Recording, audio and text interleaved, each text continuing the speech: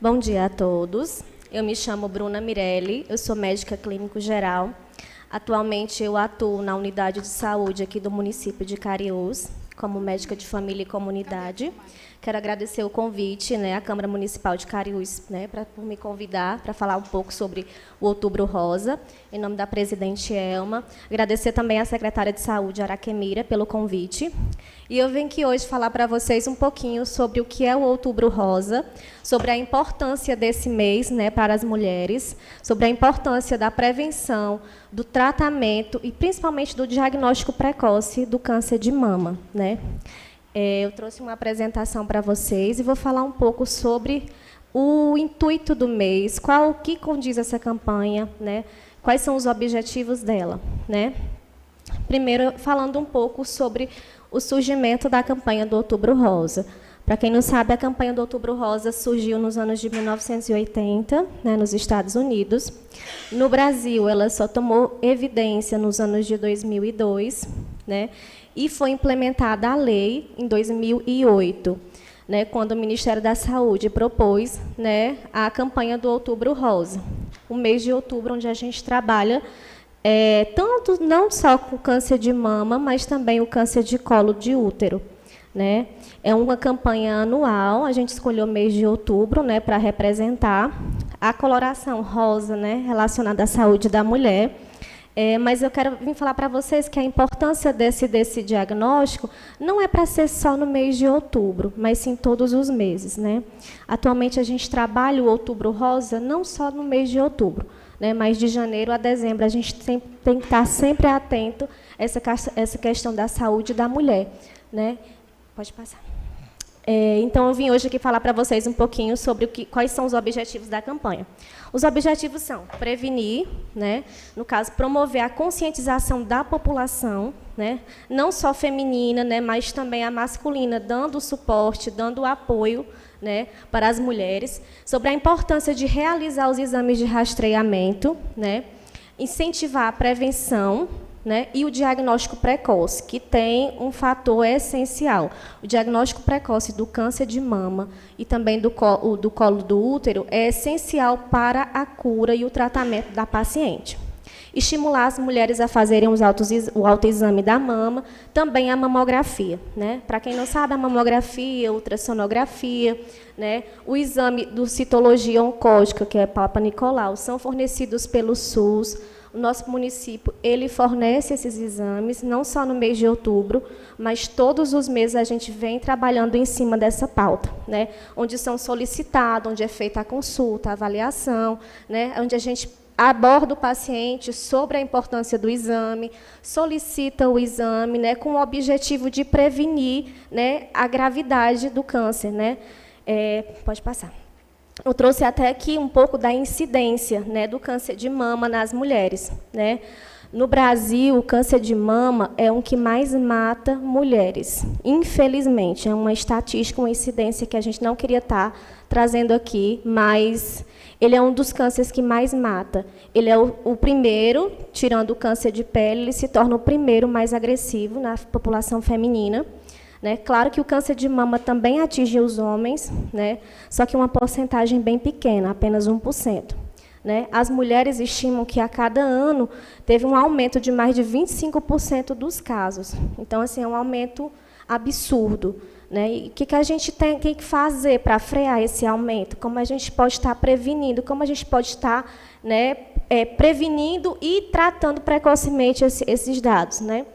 Aí fala que, a cada ano, 25% novos casos estão surgindo. Fizeram, atualmente, o INCA, que é o Instituto Nacional de Câncer, ele fez uma atualização agora, dia 3 de outubro, em que ele colocou que, neste ano de 2025, tem uma previsão de mais de 73 mil novos casos de câncer de mama. Então, eles já estão prevendo um aumento de número de casos ainda este ano. Apesar do número ser extremamente expressivo, eles fizeram um levantamento e falaram que teve uma pequena redução de 2020 a 2023, no diagnóstico e no tratamento. Teve uma pequena redução na quantidade de mortes, devido ao aumento da prevenção. Apesar dessa redução, né, o Ministério da Saúde, este ano, ele teve, no Padilha, teve o compromisso, né, de mudar algumas questões do rastreamento, principalmente em relação à idade, e aumentando também a questão da faixa etária em que ele aborda, né? Vou falar um pouquinho mais à frente sobre a faixa etária também. Pode passar. Eu trouxe aqui os principais cânceres que atingem as mulheres, né? Hoje eu vou falar do câncer de mama e do câncer de colo de útero, que eu acho que são os mais evidentes e os mais importantes, né? E são cânceres que a gente tem exames de rastreio, que a gente pode estar informando a população, que a gente tem que estar, né, todo momento cobrando, incentivando, para que essas mulheres tenham coragem de fazer esses exames, né?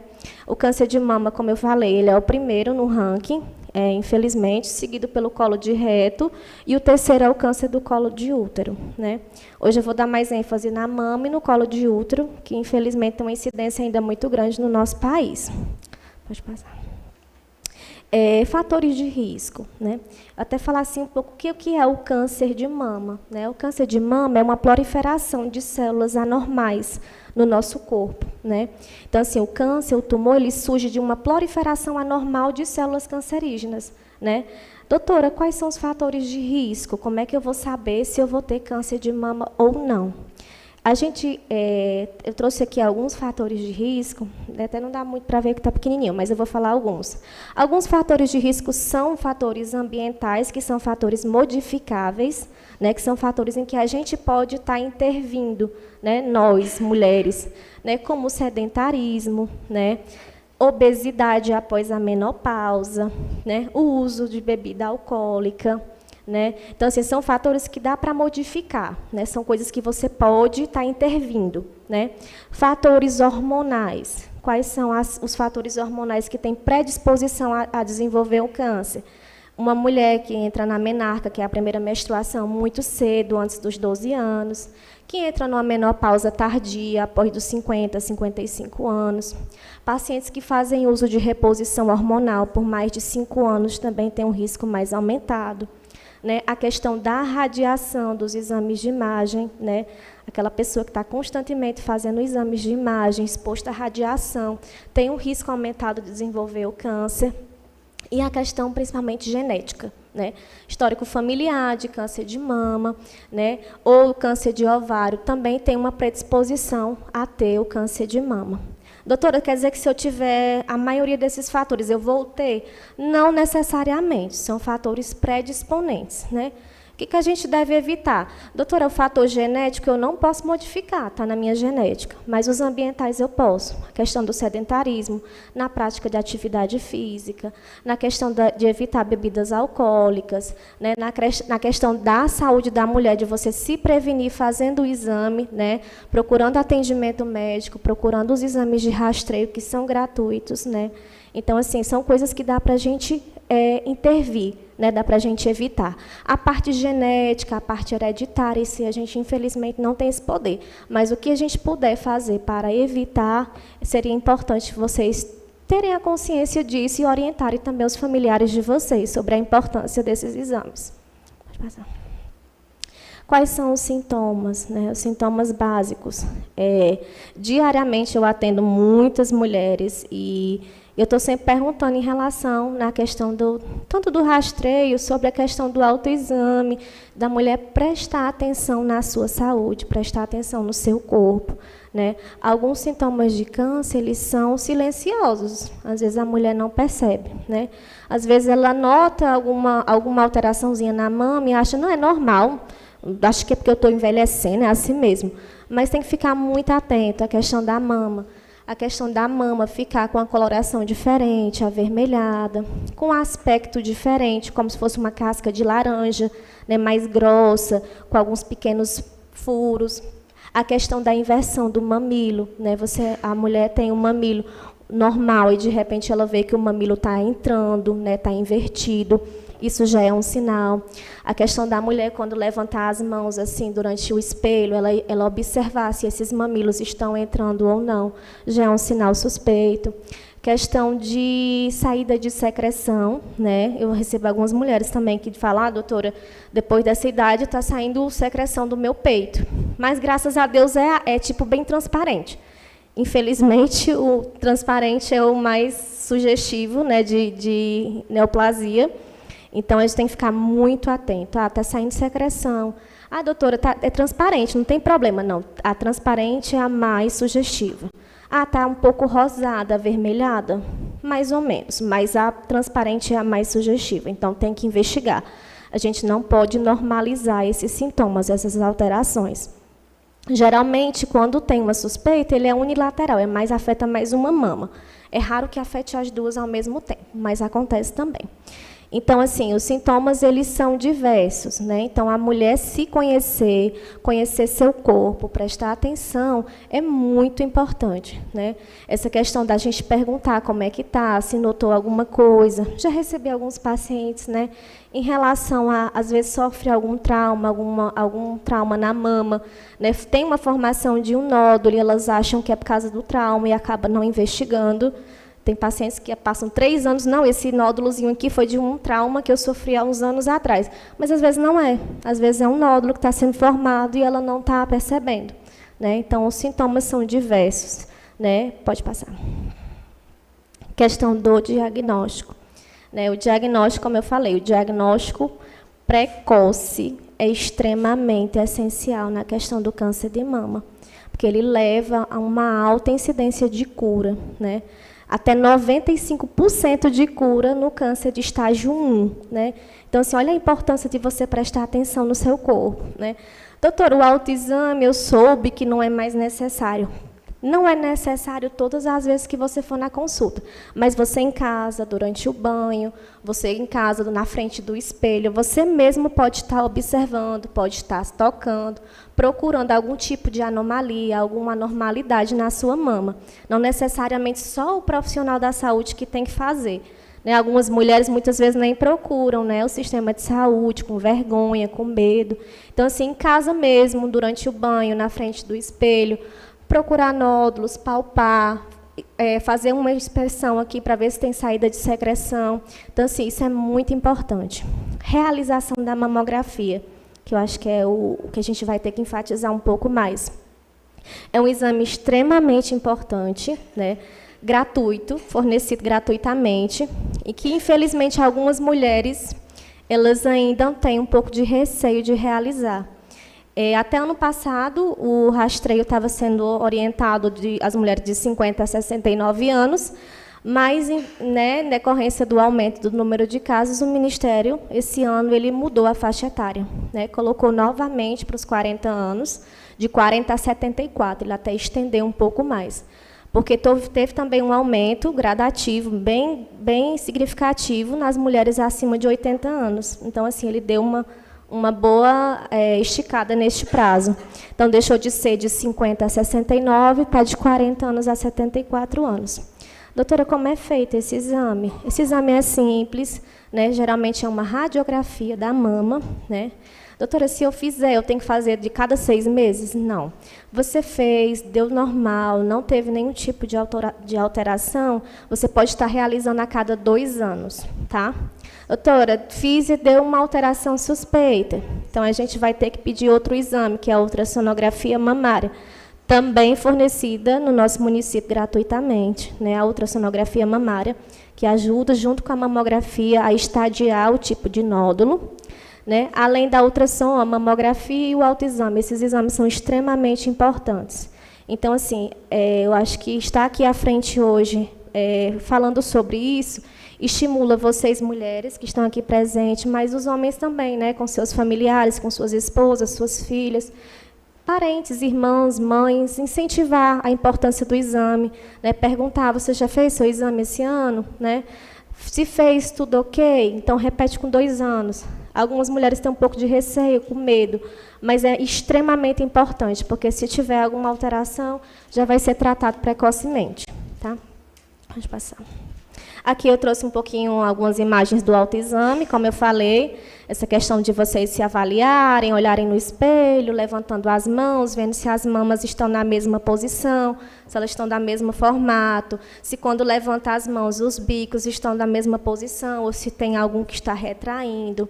Procurar em movimentos circulares, no sentido horário, algum tipo de nódulo ou caroço em qualquer uma das mamas, né?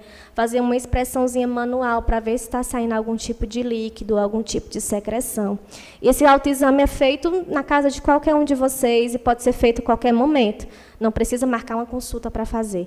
Anotei que tem alguma alteração, procurar o mais rápido possível o serviço de saúde. Tá? Deixa eu passar. E o câncer de mama tem tratamento? Tem, né? Como eu falei, se diagnosticado precocemente, né, tem 95% de chances de cura. O tratamento é feito como, doutora? Primeiro, a gente, como eu falei, realizando o exame de rastreio. Se detectado o nódulo, vai ser confirmado, estadiado pela ultrassonografia. É realizada a biópsia da mama, também de forma gratuita, né? Confirmado o diagnóstico, tem as opções. Questão de cirurgia. Ah, doutora, eu tenho que tirar a mama inteira? Geralmente é visto o estadiamento com o oncologista. Né? Se há necessidade de retirar a mama inteira ou só um quadrante da mama, onde está o nódulo, o oncologista vai ver a questão do estadiamento, se tem necessidade de fazer quimio ou radioterapia. Né? Então, tudo vai ser conversado em conjunto, mas existe tratamento e existe cura. Né? Então, assim, se você detectar precocemente, tem 95% de chance de cura. Então, por isso a importância de a gente estar aqui hoje falando sobre esse assunto. Pode passar. E agora eu vou falar um pouquinho, acho que eu estou demorando um pouco, mas vou falar só um breve assunto sobre o câncer de colo de útero, também para falar a respeito do rastreio. Né? O câncer de colo de útero é um câncer que também afeta mulheres. Né? Infelizmente, ele ocupa o 3º lugar nos cânceres que mais atingem as mulheres no Brasil. Né? Ele está associado, em quase 90% dos casos, ao vírus do HPV. Né? Então, assim, é um câncer que, infelizmente, ainda hoje a gente tem uma incidência bem alta no nosso país, apesar de ter os exames diagnósticos e de prevenção, infelizmente ainda atingem muitas mulheres. Ele é uma das principais causas de morte, como eu falei, ocupando o 3º lugar na mortalidade no nosso país. E eles estimam que, a cada ano, surjam novos 17 mil casos de câncer de colo de útero. Né, com a média mais ou menos de 19 mortes por dia por esse câncer. Então, assim, 19 mulheres morrendo por dia pelo câncer de colo de útero. Então, assim, é um câncer agressivo, porque quando ele é diagnosticado, geralmente ele é diagnosticado na fase final, que muitas mulheres que não fazem o rastreio, não fazem o exame, quando descobrem, já está num estágio bem avançado. Né? Então, assim, hoje falar dele também, nessa parte do Outubro Rosa, é disso. Saúde da mulher em geral, tanto na mama como no colo do útero. Pode passar. Falar também da questão dos sintomas. Sintomas, quais são os sintomas desse câncer de colo de útero? Sangramento, né, anormal depois da menopausa. Uma mulher que tem um sangramento pós-menopausa tem suspeita de CA. Sangramento pós-relação sexual, também. Sangramento entre um período menstrual e outro, também um sintoma sugestivo. Dor durante a relação sexual. Corrimento vaginal de cor sanguinolenta ou com mau odor. Então, são alguns dos sintomas. Né? Claro que tem vários outros, mas são alguns dos sintomas. Pode passar. Aqui eu trouxe só uma ilustraçãozinha, mais ou menos falando, né, onde atinge. Né, para quem não sabe, o colo do útero, aqui é uma imagenzinha ilustrativa, o colo do útero normal e as suas fases de lesões. Doutora, e como é que eu diagnostico? Como é que eu vou saber se no meu colo do útero tem algum tipo de lesão? Prevenção, né? A citologia oncótica, mais popularmente conhecido como Papa Nicolau, ou prevenção. Né? Feito também de forma gratuita. Né? Nosso município tem as pessoas responsáveis por essa coleta, por esse exame, né? Feito semanalmente. Então, assim, quem quiser, procura sua unidade de saúde, marca esse exame. É de extremamente importância para poder detectar lesões, né, em estágio inicial, para poder fazer o tratamento. Identifiquei uma lesão, faz a colposcopia, biópsia, para daí poder fazer o tratamento. Pode passar. Pronto, como eu falei, o diagnóstico. Atualmente, né, nós temos vou falar um pouquinho sobre a atualidade. Nós temos a prevenção, que é feita, né, o Papa Nicolau, a citologia, que o Ministério da Saúde preconiza que seja feita a partir dos 25 anos até os 64. é feito por uma coleta, né, durante a prevenção. Esse ano o Ministério da Saúde renovou um pouquinho. Ele está trazendo agora os novos testes, né, chamados de DNA HPV, que é um teste bem mais avançado, que aqui no Brasil não tinha, mas o Ministério está implementando agora. Segundo ele, até o final de 2026, as unidades já vão estar disponibilizando esses testes, né, que é um teste de detecção rápida, né? Ele não é tão demorado um pouco como a prevenção, ele é bem mais rápido, ele é bem mais preciso. Atualmente, o rastreio é feito, se você faz um Papa Nicolau e dá normal, né, geralmente eles pedem para repetir com 3 anos. Né? Esse novo exame do DNA HPV, ele vai ser realizado, tipo assim, fiz o exame hoje, deu normal, vai repetir só com 5 anos. Né? Então, é um exame mais seguro, mais rápido. Está sendo implementado ainda, né, mas logo, logo vai estar disponível para todo mundo. E outra coisa, como eu falei, o rastreio a partir dos 25 anos aos 64 anos. Doutora, antes dos 25 não pode fazer? Pode. Né? O recomendado a partir dos 25, porque antes dos 25, se tiver algum tipo de lesão, é bem provável que essa lesão ela regrida normalmente, né? Sem nenhum tipo de intervenção. A partir dos 25 anos é recomendado fazer. Né? No mínimo, no protocolo de hoje, deu normal, pode repetir pelo menos a cada 3 anos. Então, assim, orientar as mulheres também na procura desse exame. Né? Um exame simples, fácil, de fácil acesso, que dá para diagnosticar um câncer no estágio inicial, né? Para poder ter a importância de fazer o tratamento. Tá? Pode passar. Aqui é o rastreio novo, esse eu trouxe só de ilustração mesmo, falando sobre o novo rastreio, como eu falei. Quando chegar, atualmente, você fez a prevenção, deu normal, a cada 3 anos repete. No novo exame que vai ser disponibilizado ainda, vai ser a cada 5 anos. Então, as mulheres já podem, né, ficarem atentas. Não, doutora, se eu quiser fazer todo ano, tem algum problema? Não, não tem. Mas o rastreio é indicado a cada 3 anos. Se quiser fazer todo ano, melhor ainda. Tá? Pode passar. Questão do tratamento, se sugestivo, alguma lesão sugestiva, foi realizada biópsia, confirmado o câncer, tipos de tratamento cirúrgico, né? Se preciso for radioterapia ou quimioterapia, mas isso aí também é na parte da oncologia. Pode passar. Tem como prevenir? Né? Assim, como eu falei, quase 90% dos cânceres de colo de útero é causado pelo vírus do HPV. Né? Esse vírus ele está presente na maior parte da população que já teve relações sexuais, né? E o Ministério da Saúde ele está fornecendo gratuitamente a vacina contra o HPV, né? Que está com indicação dos adolescentes de 9 a 14 anos. Esse ano o Ministro da Saúde ele estendeu um pouco mais para os adolescentes que ainda não fizeram uso da vacina, de 15 a 19 anos também podem estar realizando de forma gratuita. A vacina é dose única, tá? E ela evita, né, a contaminação pelos vírus da HPV oncológico. Tem vários tipos de vírus do HPV, mas os oncológicos eles são geralmente o 16 e o 18, né? Estão contidos na vacina para evitar esse tipo de contaminação. E também o uso do preservativo, no caso da camisinha, mas a vacinação é essencial, tá? Pode passar.